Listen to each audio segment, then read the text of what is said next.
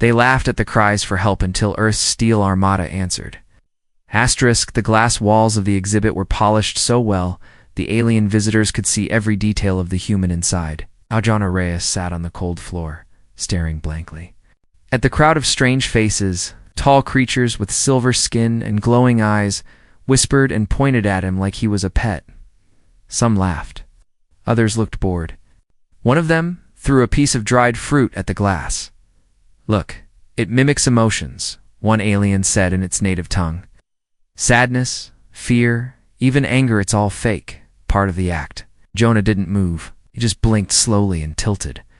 His head, exactly like he'd been trained to do years ago. Play dumb, look weak. Never let them know what you're thinking. Behind him, the artificial sky turned a pale shade of pink. It was supposed to make the human feel at ease, a calming color. Something nice for the guests to look at. But Jonah hadn't felt calm. In years, a childlike alien pressed its face to the glass and giggled. "Why doesn't it talk?" "They lost that ability centuries ago," a guide replied, pointing at a sign that read, "Homo sapiens, extinct species, known for violence and primitive behavior." Jonah's fingers twitched. The guard bots didn't notice. That was good. Another alien stepped closer, dressed in gold robes and surrounded by guards. He looked important. His voice was sharp, his tone mocking. "This one's eyes are still sharp." He said, "I want to test it." Jonah looked up, just enough to make eye contact. The alien smiled. "So you understand." He raised a clawed hand and reached through a small feeding hatch in the glass, his fingers curling toward Jonah's face. Jonah moved fast, not enough to touch, but enough to make the alien freeze. He leaned close, his voice low but clear. "Touch me, Aganda, you'll lose the limb." The alien yanked his hand back as if burned. His guards reacted, shouting warnings, raising weapons, but Jonah was already back in his sitting position, staring forward like nothing had happened. A tense silence followed. Then the alien laughed nervously, a glitch in the programming. No doubt. The crowd moved on, but not all of them. High above, in the control room, a young alien named Lhasa watched the whole thing on a screen. She frowned. Humans were not supposed to speak. Not like that. Not in their language. Not so clear. She pulled up Jonah's records, born Earth Colony Epsilon 7, captured during the fall, labeled as harmless. But she noticed something strange.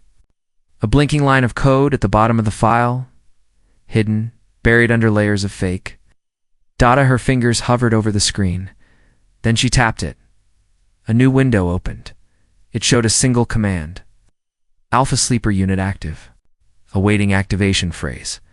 Her breath caught. Before she could process it, soft beeping filled the room. Another signal. It was coming from Jonah. It wasn't normal radio, it was deep-wave tech, encoded in pulses barely detectable by most scanners. Not even military grade. Something older, forgotten. She recorded it and ran a quick translation. 3 words repeated over and over. "We are awake." Jonah, now alone in his exhibit, pressed his hand to the floor. The skin under his wrist glowed faintly. He covered it quickly with his sleeve. That was all he needed to do. The signal was sent not across the station, not even across the galaxy, but straight to something buried in the ruins of old. Earth, a defense system no one remembered. A program made for this exact moment. It had been waiting for years, waiting for a call. And now, the call had come. In a dead chamber deep under Earth's surface, machines long thought silent began to hum. Old lights flickered on. Steel groaned. Something massive opened its eyes in the dark. Red lights blinked in rhythm with the signal, and a voice, old and terrible, whispered a name. Jonah Reyes. Confirmed. Then came the second message. Operation Hellmarch, ... begins. Back on the alien zoo station, Lhasa watched her screen freeze and glitch. She tapped it, confused. The signal was gone, cut off midstream. She didn't know it yet, but she had just witnessed the start of a war, one that would shake the stars. and Jonah Reyes. The quiet man in the glass cage stood up slowly and smiled for the first time in 12 years, a smile the galaxy had forgotten but was about to remember forever. Asterisk, Lhasa. Couldn't sleep? The strange message kept repeating in her mind, "We are awake." She had seen many signals during her time in the control center, but this one felt ... different. It wasn't just the language, it was how her system responded. For a moment, the entire screen had gone black. Then, the controls restarted on their own, as if something else had taken control. She walked through the quiet station corridors, past walls covered in soft lights and moving signs. Most of the staff had gone to rest cycles. She didn't want to go back to her unit, not with her mind racing. She entered the lower tech lab, where older machines were kept for training. It was mostly empty. She sat at a dusty console, connected her tablet, and replayed the signal from Jonah's cage. It was still there, low frequency, but strong. She ran it through another scan. The results surprised her. The signal used a kind of quantum layering. Very old. Nothing modern. Something pre-galactic. Something ... Terran. She leaned forward, slowly realizing what it meant. This man wasn't just smart, he was prepared. He had been waiting. And now, he had done something. Triggered something. Across the station, in the human exhibit wing, Jonah stood near the edge of the glass. A single guard bot rolled by, scanning the area, then moved on. He watched it go, his face calm. Then he turned and tapped the glass with one knuckle. The sound echoed once, twice. Another human in the next cell blinked. A young woman, thin and quiet, nodded slowly. She tapped her cell wall back for short knocks. That was the signal. Jonah had trained them long ago. They had practiced in silence, in secret, with tiny movements, blinking patterns, finger signs hidden from the cameras. To the aliens, they were harmless relics, but the humans never forgot. And now, the code had been spoken. All they needed was time. Jonah stepped back and knelt. He reached into the corner of his exhibit and pulled out a strip of cloth. It looked like a piece of bedding, frayed and dull. But hidden inside was a thin metal chip, so small it could be missed by any. Scan. He pressed it to the wall. A spark jumped from the chip into the glass panel. The light inside his cell flickered, and in a deep, invisible network, something unlocked. 10 decks below the zoo wing, in the cargo bay where trash was sorted and forgotten, an old cleaning. Bot rolled into the shadows and stopped. Its eyes glowed red for a moment, then it turned around. The bot was no longer following its cleaning route. It had new orders. Across the station, other systems began to respond. Air vents changed their flow. Security cameras paused for half a second, just a blink, but enough. Enough to let someone pass unnoticed. Access panels that had been locked for decades clicked open, and in the command center, Lhasa noticed something else. A new signal was being sent. But this one wasn't from Jonah. It was being sent from the station itself. The message was short, but she read it clearly. Sleeper protocol confirmed. Begin exodus. Her hands trembled. She opened her mouth to call security, then stopped. She looked again at Jonah's face on the screen. He didn't look angry or scared. He looked ... tired, like someone who had been waiting for too long. Lhasa reached toward the communication panel. But before she could press the button, an alert flashed red across her console. Power Surge Deck 9, Cell Block H. That was the human exhibit. She ran out of the room, down the hallway. No one else was awake. The lift was slow, so she took the emergency stairs, heart pounding. Her head told her to report it. To call. Backup. But something in her heart whispered, what if they're right? What if we were wrong? When she reached the exhibit wing, the lights were dim. Too dim. The security bot lay on its side, dead, and Jonah's cell was open. The glass door was cracked, pushed outward. He was gone. Lhasa froze. But then she saw him, not far down the corridor, standing calmly, waiting. She raised her hands. I won't stop you, she said softly. Jonah tilted his head. You saw the signal, he said. She nodded. It wasn't just a signal, it was a warning. No, Jonah replied, stepping closer. It was a promise. Then the floor shook slightly. Far off, the alarm systems triggered, not on the zoo level, but across the whole station. The humans were moving, and the galaxy didn't know it yet, but something had changed. Sirens wailed across the station, but they were confused sirens. Not sharp warnings for battle or fires, just soft, rising tones that meant something was wrong, and no one knew what. Guards ran in every direction, trying to find the cause. It's flickered. Doors opened and closed by themselves. Elevators stopped mid-level. All systems reported strange data, but none of the officers could explain it. Lhasa walked beside Jonah in silence. Her heart pounded in her chest, but she didn't feel afraid. Not exactly. She had helped him. That meant she was now a traitor. But somehow, she didn't regret it. Where are we going? She asked finally. To the comms hub, Jonah said. The main tower. I need to speak. To who? To all of them. He replied. Everyone out there who forgot what humans really are. Lhasa frowned. Won't they stop us? Jonah smiled. They'll try. As they turned a corner, 2 alien guards appeared at the end of the hallway. They shouted and raised their weapons. Lhasa stepped forward, raising her hands. Stop. He's not armed. The guards didn't listen. They aimed. Jonah moved faster than she thought possible. In one step, he yanked the panel from the wall beside him, reached in, and pulled out a small power conduit, hot and hissing. He hurled it at the floor in front of the guards.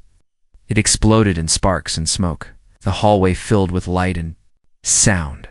The guards fell back, coughing, by the time the smoke cleared. Jonah and Lhasa were gone. They moved through side passages, now old tunnels for cargo and repairs. Jonah knew them well. He had studied every inch of this place for years, memorized every weak point.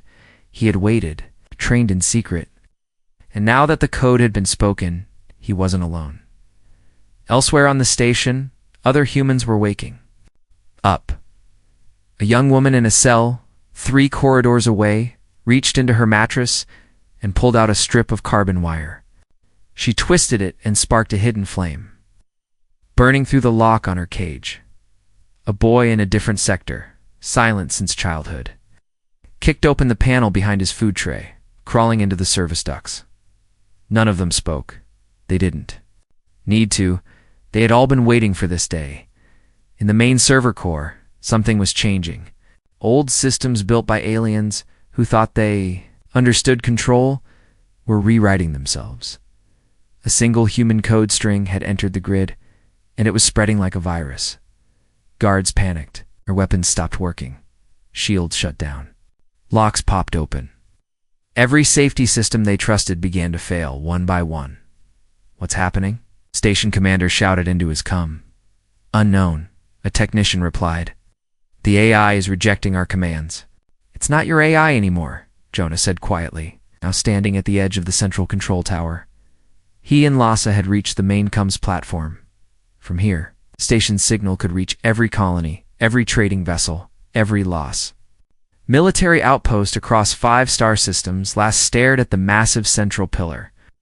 Wires and cables wrapped around it like a nest. You're going to use this? Jonah nodded. The ancients built it for talking. Just never imagined we'd use it to make them listen. He stepped up to the main terminal. The screen flickered. Didn't ask for a password. It already knew who he was. Jonah placed his hand on the panel. His palm lit up. Station responded. All channels open, a machine voice said. Ready to broadcast? Jonah took a breath. This was it. I am Jonah Reyes, he said, voice steady. I am human. I speak not just for myself, but for the forgotten, for those locked away, for those treated like pets, like animals. You thought we were gone? You laughed at the last of us? Put us in cages? He paused. That was your mistake. In every sector, in every listening post, the message played. Aliens across the stars turned toward their screens. Some didn't believe what they saw. Some stared in silence, and a few remembered. Because long ago, Earth had nearly burned the galaxy, and now the ghost of that fire had returned. Humanity is not extinct, Jonah continued. We are not weak. We are not lost. We are awake. He ended the message. The room fell quiet. Lisa watched him, eyes wide. What happens now? Jonah looked out the window, toward the stars. They remember, he said. Now we wait to see who's brave enough to come looking. Far away in the deep black, a signal reached a sleeping ship, and its engines began to glow. In the far corner of the galaxy, inside a massive black ship, hidden in the debris of a dead moon, the lights slowly flickered on. The engines, cold for decades, began to hum with life. Thick dust shook from the hull. Inside, old systems blinked and came alive. One word flashed across every screen. Awake. The ship was called the Vindicator. It had been built during Earth's final war, then hidden when the Earth fell silent. It had no crew. It didn't need one. The ship had its own mind, an old AI named Hera, programmed to respond only when Earth's last signal was sent. That signal had come from Jonah. Now Hera was back. Her voice echoed softly through the ship.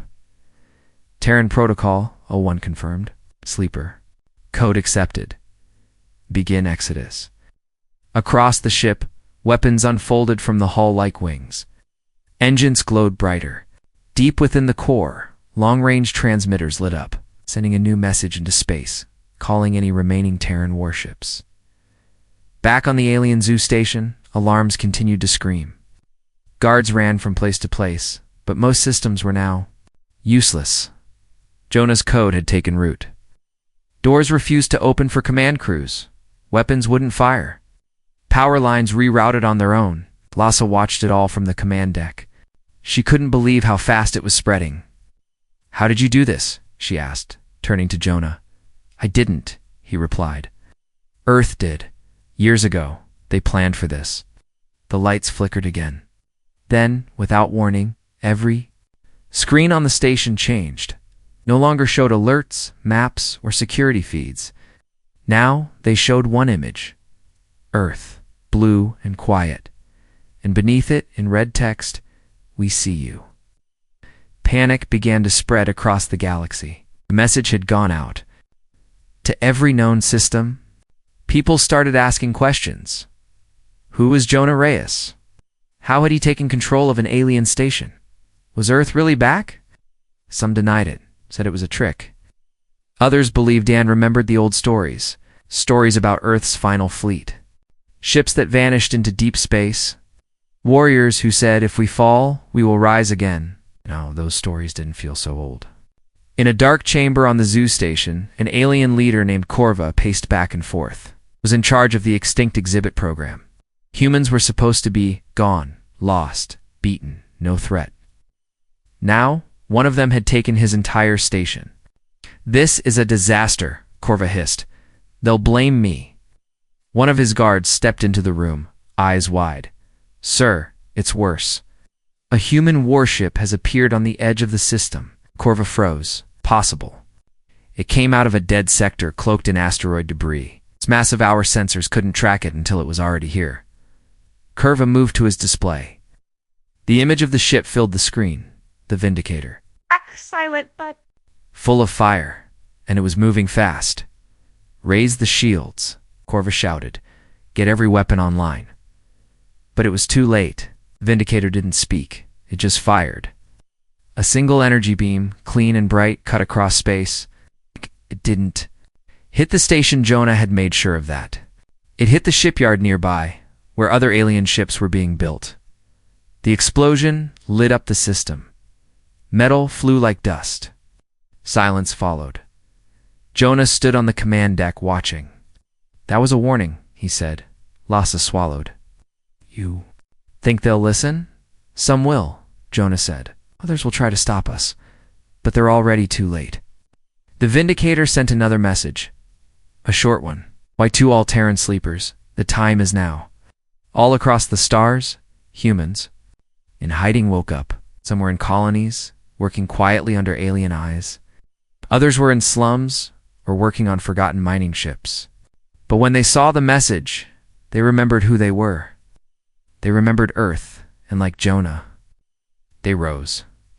Back on the station, Curva tried to contact the Central Council, but his messages wouldn't go through, because Earth's code was blocking them. And on the edges of every system, new ships appeared.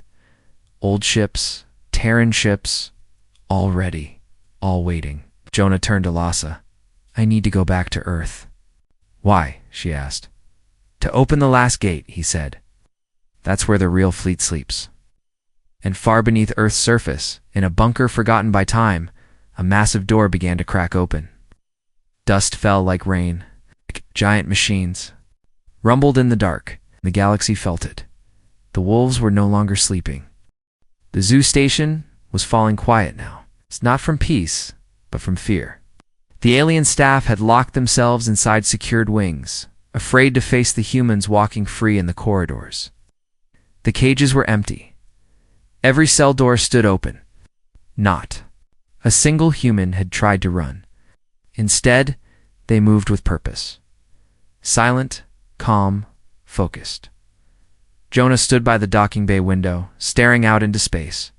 The Vindicator hovered nearby, dark and still like a shadow, its surface glowing with soft, red lines that pulsed like a heartbeat.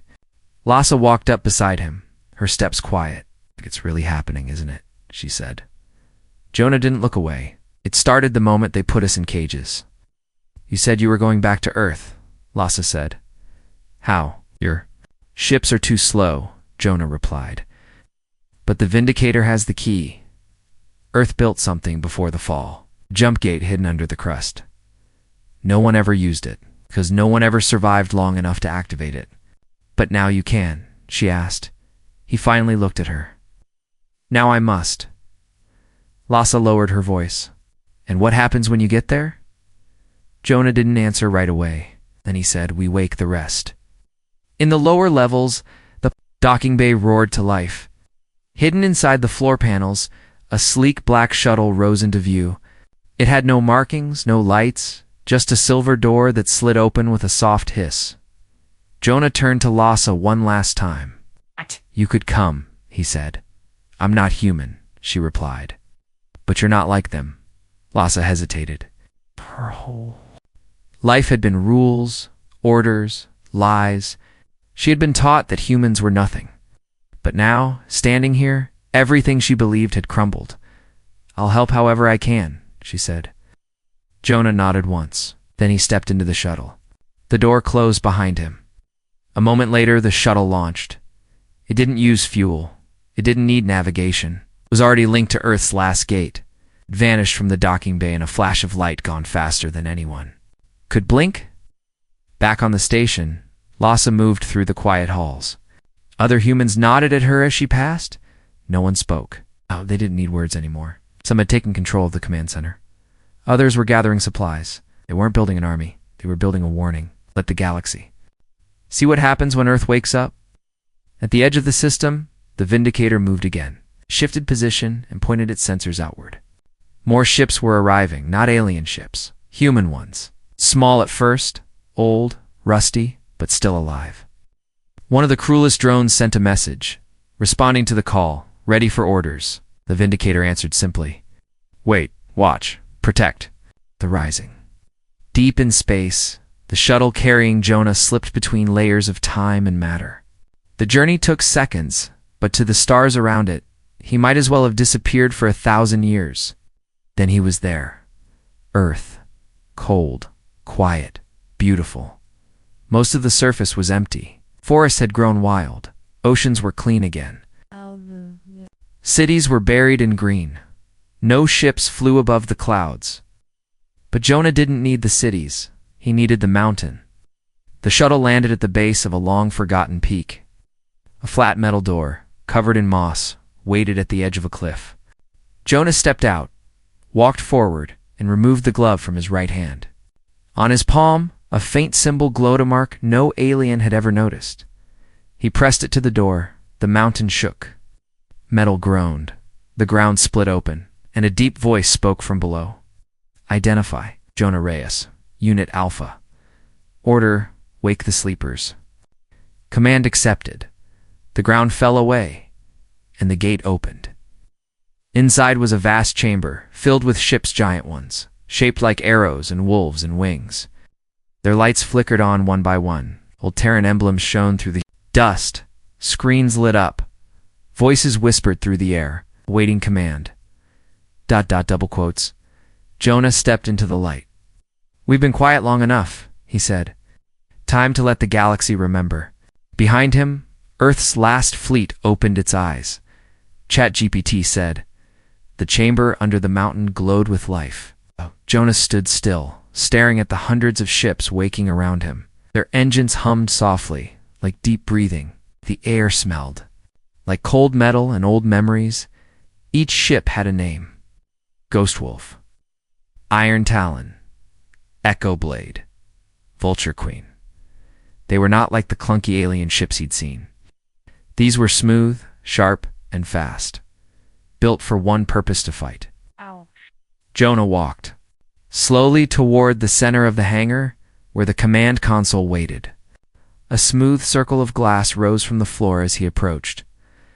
It scanned his body, his face, his heartbeat. Jonah Reyes, the system confirmed. Status: living. Rank: field captain. Access granted. He placed his hand on the glass. Lights danced across the ceiling. The ships began to rise from their platforms one by one, lifting slowly as if pulled by strings. Then they stopped, waiting. "Order?" the voice asked again. Jonah looked up at the ships. "Connect to active Terran units. Sync with all human-coded signals." A moment later, he saw them dots across the galaxy. Sleepers had already begun to move. The Vindicator was leading a growing fleet. More were arriving every hour. The old system linked them all together. One voice, one command. "Begin Operation Hellmarch," Jonah said quietly. The lights turned red. All the ships answered with a sound that shook the ground. It had begun. Back on the zoo station, Lhasa watched new ships blink into the system. Some were small, old scout ships, hidden in mining fields or buried on frozen moons. Others were massive. Cruisers that hadn't flown in decades. They came from everywhere. Aliens watching from nearby systems panicked. They scrambled to send warnings, but Earth's code still blocked transmissions. Every time they tried to speak, the message cut them off. "You laughed when we begged. Now listen when we roar." On the ground, humans moved quickly. They weren't attacking the aliens still on the station. Instead, they were fixing things. They cleaned the power systems, repaired broken holes, helped sick workers. Lhasa was confused at first. Then she understood. Humans weren't there to destroy. They were there to take back their place. The aliens had tried to erase them, but they had only made them stronger. One of the younger humans, a boy named Eli, walked up to Lhasa with a datapad. "We've finished rewiring the satellite arrays," he said. "Should be able to reach the outer ring stations now." Lhasa blinked. "You know how to do that?" Eli smiled. "We've been training for years. Cages kept our bodies locked up, but our minds were always free." Lhasa looked around. She saw humans of all ages working together. They moved with care, but also with quiet pride. No fear, no hate, just purpose. Was ... Beautiful. Suddenly, a sound echoed through the speakers. It was a voice Jonah's. "This is Captain Jonah Reyes of Earth. I speak now to those who forgot us, and to those who remember. We are not the past. We're not a myth. We are real. We are many. And we are coming home." Every alien station, every government, every fleet picked up the signal. The message spread like fire. Some tried to block it.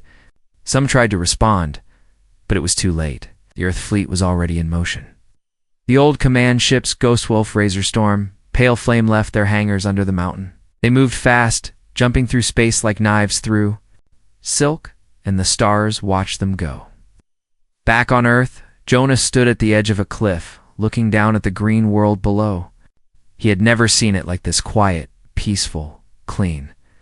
Behind him, the fleet moved into the sky, one ship after another. Then a voice came through his earpiece. "Captain Reyes, transmission from Lhasa. They're ready." Jonah smiled. Add. Gave the order, set course, destination, Archelaus Prime. That was where it all started. The first place that called humans extinct. The first place that built the zoo. It was time to visit. Not in chains, not as a display, but as a reminder. That the fire of Earth was not dead. It had only been sleeping.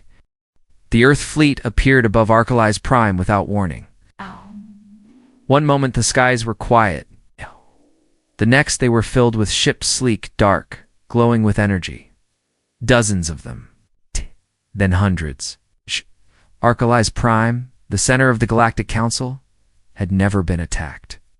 Its people believed it was untouchable, protected, safe. That belief shattered the moment. The Ghost Wolf flew over the Capitol Tower, its engines screaming like thunder. The city's alarms howled. Defense systems activated, but they were too slow, too old, too weak. The Earth ships didn't fire. They didn't have to. Just being there was enough. Jonah stood on the bridge of the Vindicator, staring at the planet below. He didn't smile. He didn't cheer. He just watched. All ships holding position, Lhasa reported from her console. "They're waiting for our move," Jonah said. "Are we going to strike?" Jonah shook his head. "Not unless they give us a reason." He opened a channel to the entire planet. "I am Captain Jonah Reyes of the Human Resistance. This is not an invasion. This is a visit, a reminder. You took our people. You locked us in cages. You called us extinct." He paused, letting the silence stretch. "But we are still here. We are awake, and we remember." In the council chambers, below, the alien leaders sat in silence. Their screens showed the massive Earth fleet above them. They had ignored the early warnings. They had laughed at the rumors. Now the truth filled their sky. "Send a reply," the Chancellor said. Brave officer opened the line. "What do you want, Captain Reyes?" The voice crackled across the bridge. Jonah answered clearly. "Apology. Release of all human captives. And your promise never again." "And if we refuse?" the voice asked. Jonah looked at Lhasa. She nodded once. He turned back to the screen. "Then we remind you what we were built for." There was a long pause. Then the alien officer whispered, "We understand." Hours later, across the galaxy, cages were opened. Humans stepped out into light for the first time in years. Some wept, some cheered. Others just stood, blinking, unsure if it was real. The Earth fleet didn't stay long over Archelaus Prime. They didn't need to. Their message had been delivered. The humans were back. Not as slaves, not as memories, but as equals, as a force, as survivors. On the Vindicator, Lhasa stood beside Jonah, watching the stars stretch by as the ship moved to its next destination. "Where now?" she asked. "Everywhere," Jonah replied. "Wherever our people are still locked away, wherever our name has been erased." Lhasa looked out at the fleet. "It's strange," she said. "I grew up being told humans were dangerous, wild, uncontrollable." Jonah glanced at her. "And now," she smiled a little. "Now I see why they were afraid of you." He looked ahead, eyes steady. "They weren't afraid of us. They were afraid of what we would become if we ever stood back up." The stars shifted as the ships jumped again, cutting through space like knives. Behind them, the galaxy whispered. Earth had returned. This time they would not be forgotten.